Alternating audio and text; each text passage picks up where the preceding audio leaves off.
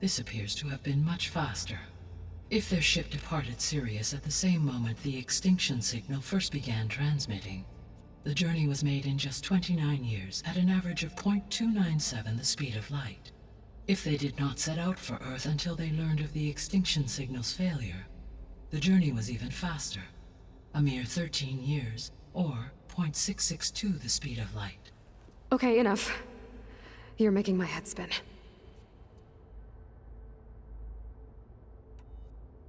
The descendants I ran into at the Hades Proving Lab, they had a clone of Elizabeth Sobek. So that's consistent with the idea that they came here to salvage Zero Dawn technologies, right? Yes. As your own experience demonstrates, a clone of Elizabeth Sobek functions in effect as a key to the terraforming system. But how could they have made a clone? The Odyssey carried approximately 200,000 human zygotes, millions of animal zygotes, and billions of plant seeds. It is conceivable that Elizabeth Sobek's genetic material was sampled, with or without her knowledge, and carried aboard the ship in storage. That's... okay, but... I mean... This clone... How could she participate in this? Destroying Elizabeth's dream? It's evil. It is difficult to know. Perhaps she is loyal to the group and shares their objectives. Or perhaps she is a subordinate and has no choice but to comply with their orders. Elizabeth Sobek? A subordinate? I don't think so. The extinction signal didn't just wake Hades. It made every subordinate function self-aware. Why? I have wondered this myself. So far as I can tell, Hades was the sole target, and the partial sentience imparted to other subordinate functions was incidental. So the signal could only have been sent by someone who had thorough knowledge of the system, huh? Yes. The signal's design was exceptionally precise and highly advanced. Were its intentions less malevolent, I would admire the intellect or intellects that produced it. So if the descendants came to Earth on a spaceship, I guess we can assume that their technology is powerful in all sorts of ways, right? Yes. As your encounter with them at the Proving Lab amply demonstrates, they appear to make extensive use of robotic servitors. Further, they seem to be equipped with some kind of protective energy field that shields them from harm. Yeah, no kidding. The one I fought seemed indestructible.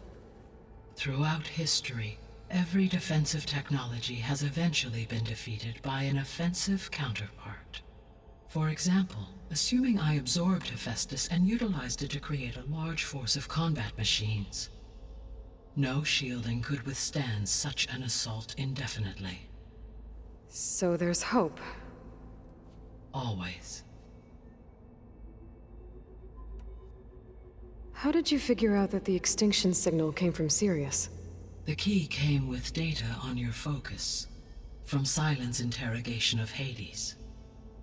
The duration of the signal itself, 17.22 years. That doesn't make sense. You said that the signal took 8.6 years to arrive from Sirius.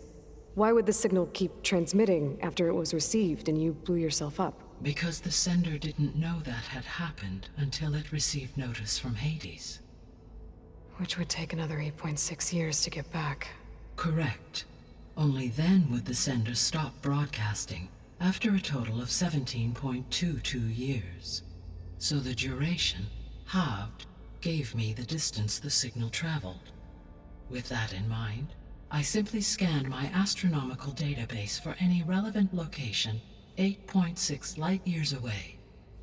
Because it was Far Zenith's intended destination, Sirius was the only logical source.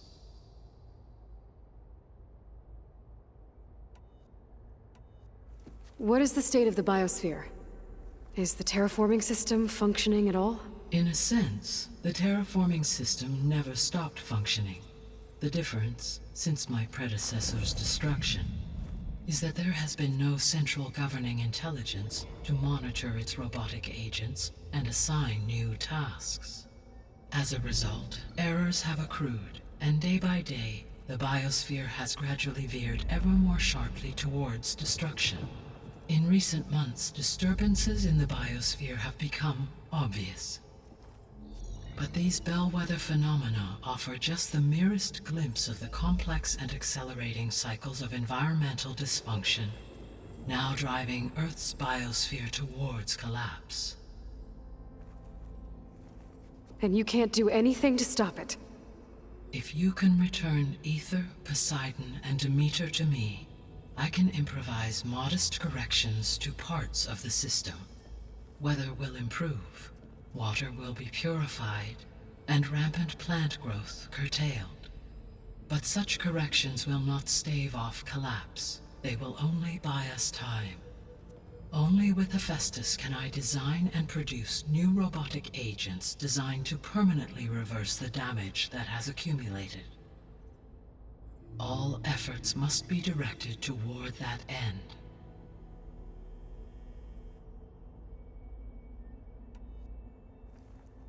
How long do we have then?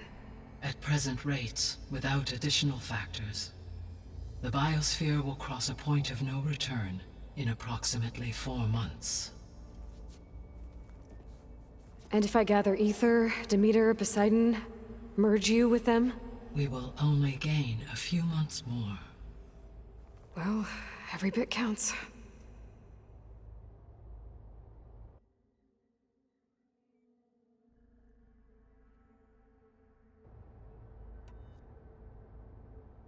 I guess I should get going and start bringing back subordinate functions. What can you tell me about their locations? When my predecessor destroyed herself, the subordinate functions sought physical processors capable of holding them. So in each case you will be looking for a powerful computer of some kind. Aether is the closest, and therefore might be the easiest to acquire. However, it appears to be in the middle of Tenakth territory. My knowledge of that tribe is limited to data I read on your focus, but they seem to have a significant inclination towards violence. Well, that's a nice way to put it. What about Poseidon and Demeter? Poseidon has taken shelter in the desert south of this location. My substratal geography data indicates that a major old-world settlement called Las Vegas was located there. A ruin in the middle of the desert, huh? Strange place for an AI devoted to water. Agreed. As for Demeter, it appears to be located on the coast to the far west. Unfortunately, I am unable to provide any relevant data about the region. As such, it may be the most difficult to retrieve. Okay, so 3 subordinate functions to go after. Aether, somewhere in Tenakth territory. Poseidon in the desert, and Demeter on the coast. Where will you begin?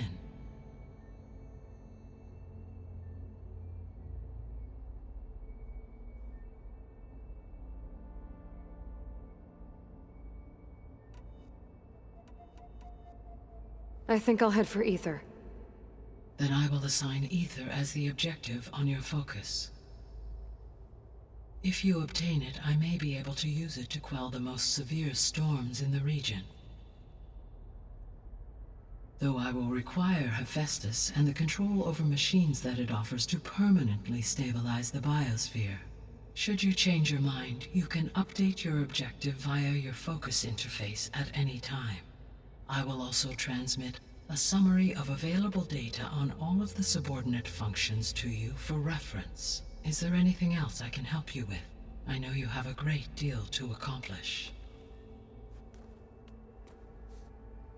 I do, don't I? Is something wrong?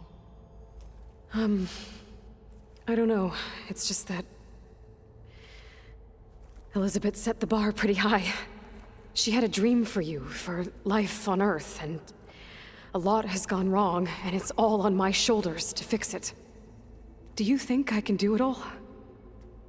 Repair the system, defeat Varzinith, live up to her example? Absolutely. In her last message, my predecessor declared her unwavering conviction in your success. In you, all things are possible. You prevailed in purging Hades and rebooting my system core. You will prevail in this. Thank you, Gaia. Well, I guess I should get going. I have unlocked the facility's exits. One leads onward to the west. The other leads back down the mountain to Plainsong, should you wish to return east. Varl? Whoa! Gonna have to get used to that. That's you, Aloy? Yeah. Gaia's opened the exits to this place. Can you and Zoe meet me by the west door? Be right there.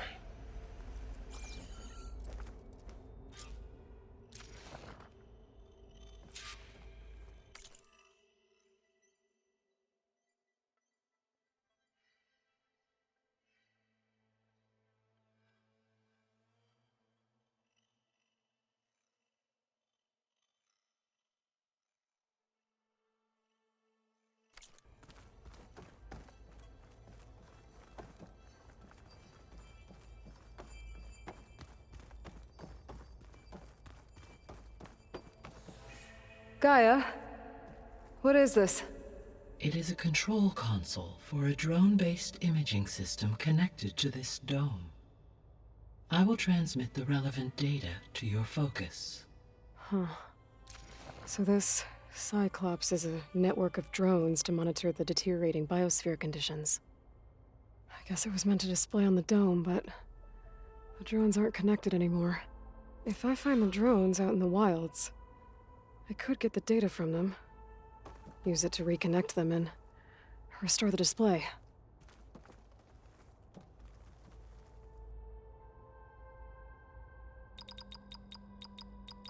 Error. Drone feed disconnected.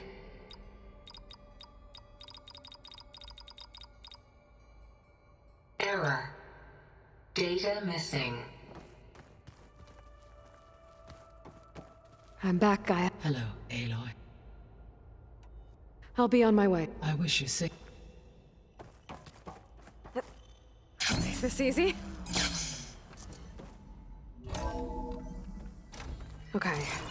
I need to bring Ether back for Gaia. Varl and Zoe are waiting for me by the west exit.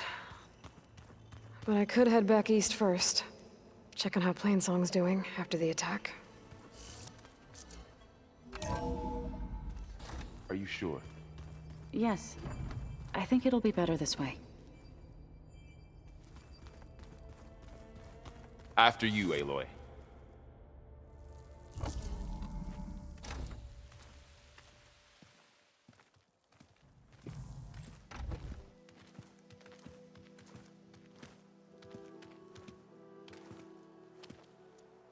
I need to head further west.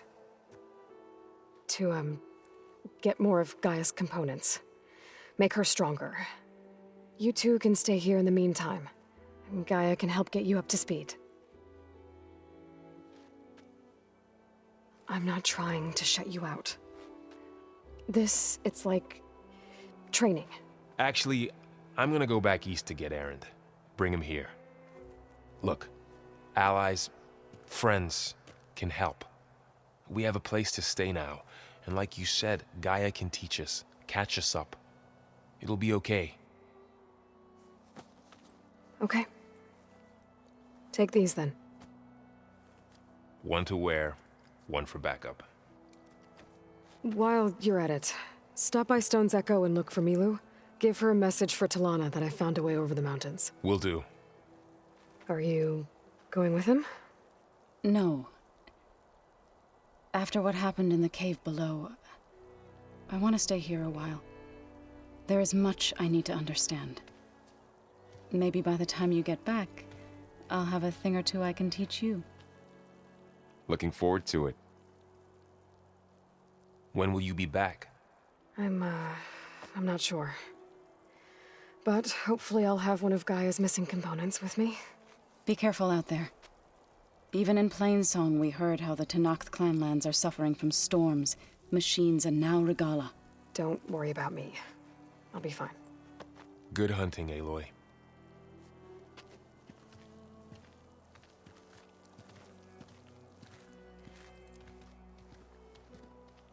Not sure where to get the parts I need. I'll have to explore more machine sites.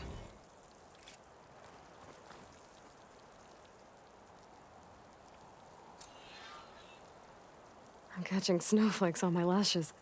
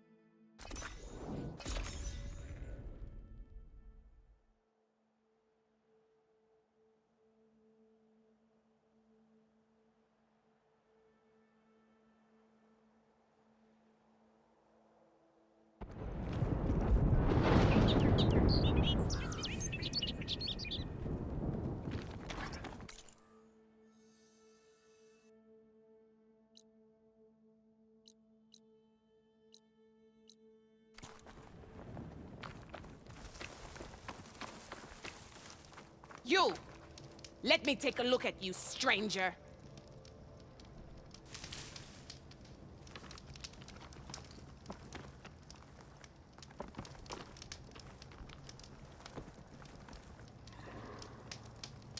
You shouldn't miss this chance to trade. You're the Outlander who stood against Regala and her rebels.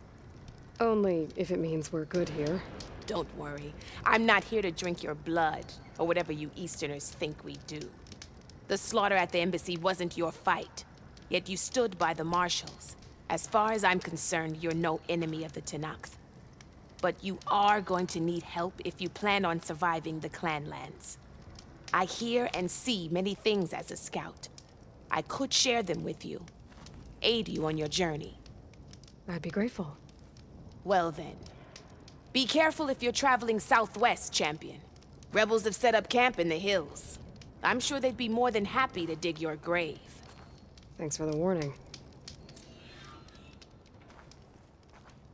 Sounds Keep like the your eyes Tenakth could open use a out there, hand dealing with soldier. these rebels.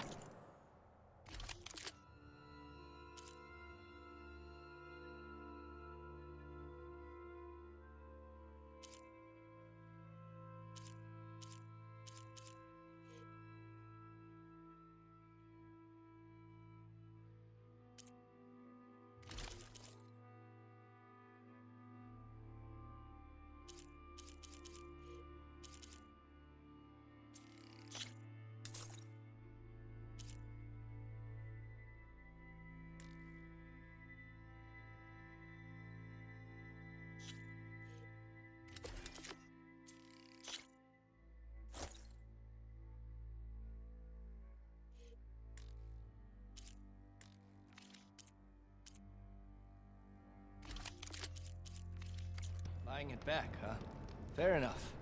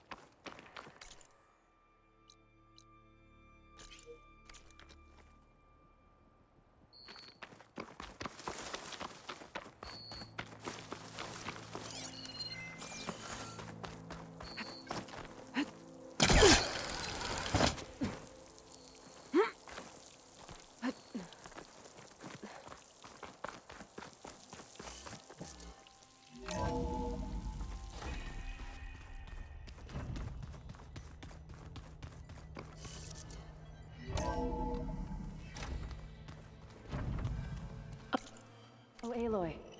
Your Karja friend came through. She went to that Oseram camp you two were looking for, to the southwest.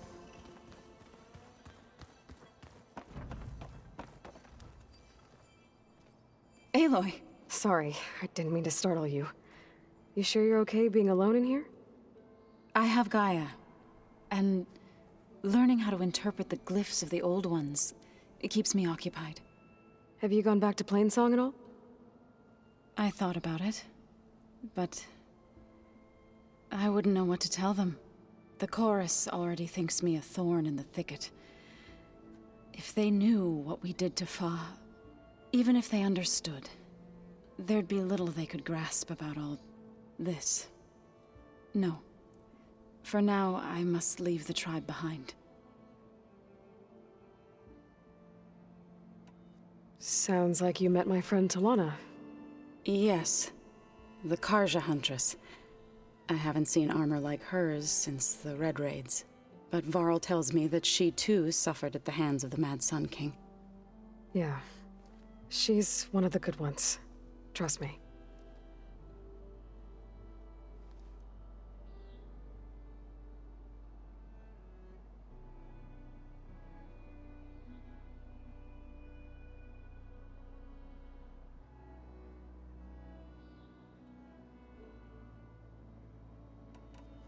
So you've been talking to Gaia? Yes. She was kind enough to take me through some of the history of the Old Ones, including their demise and the heroic actions of her creator, Elizabeth Sobek. I was surprised to see she was you. Past, but reborn? Not that I claim to understand how. You mentioned you've been teaching yourself how to read? Yes. Gaia was kind enough to put together a list of glyphs used by the Old Ones. She helped me decipher some of the data you've collected, and showed me how to use the focus to help the process. It's not easy, but it's been working so far. That's good to hear. Did Gaia tell you anything about the Zeniths? She did. Though it wasn't exactly easy to believe.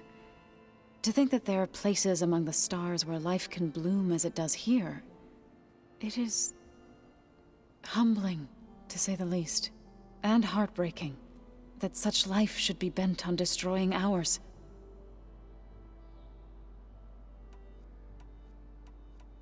I was hoping you could tell me more about the land gods. For generations, they provided for us. Seeding and harvesting, food for all. A miracle, a blessed land, providing sustenance for my people. They had always enriched the soil, but for several seasons they have glutted it endlessly with mulch. At least now I know why. The repair bay below was meant to renew them. Without it, they became sick. That is why I must find a way to heal them before my people starve. So, how does a tribe like the Utaru manage to maintain the peace with warriors like the Tenakth? By holding them off. When our fields bloomed aplenty, the Tenakth looked up, but Plainsong's dishes provided sanctuary and high ground to keep in the end, even the Tenakth saw sense in a truce. The Utaru promised to provide the Tenakth with food from our crops every year. In exchange, the Tenakth would relinquish one of their own, a veteran, to train the Utaru in combat. This custom was abandoned a few years after the derangement, but some veterans still remain in the plains. I've been meaning to ask, what's the deal with you and the chorus? You didn't seem to be on the best of terms. That's what happens when you're the one Utaru who insists on publicly defying them. When the Karja invaded the Utaru plains, they did more than just attack our villages. They burned our fields, took our people, those who were too weak to make the trip back to Meridian. To be sacrificed in the Sun Ring. I was helping the healers back then, as waves of refugees swarmed into Plainsong. The chorus was divided in how to face the invaders. Some saw sense in raising arms. Others believed the dishes would keep us safe, as they had many times before. And while they bickered, I buried the seeds of the fallen.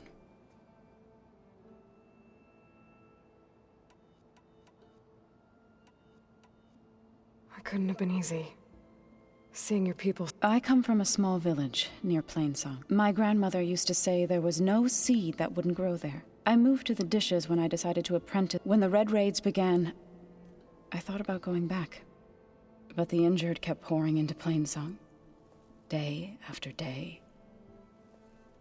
So I kept putting it off. One day, I woke up to hear a Karja raiding party had ransacked my village during the night.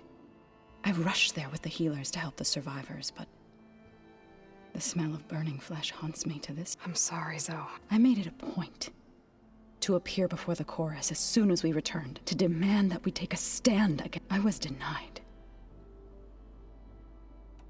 You called yourself a grave. To all living things an end must come.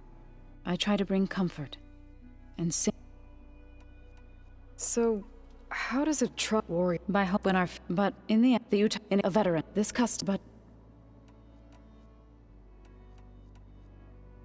Did Gaia tell you anything? she did. It is and hard. You said you set out to fight the Karja. I did. But it turned out news of my disagreement with the chorus spread through the. Before I knew it, I had more than a dozen Utaru warriors ready to follow me. We knew we couldn't take on the Karja armies, but we also knew the lay of the land better than they did. We ambushed smaller raiding parties, sabotaged their supply lines, and hit their encampments at night. Sounds like you were a force to be reckoned with. Enough that the Tenakth took notice. When the clans began to push the Karja back east, they let us join their ranks. We chased the enemy all the way to Barren. You said you were at Barren Light when the Tenakth marshals climbed the cliffs of the Daunt under cover of night, then attacked from the other side. Before we knew it, the gates were open, and the full force of the clans burst through. What happened next was... when all the dust and blood settled, our enemies defeated. I went back to Plainsong. But even as the harvests passed, it didn't feel like I'd truly returned at all. Is that when you became a grave singer? I thought soothing the suffering of others. Then you came along. I could either sing at people's graves. I'm glad you chose the last.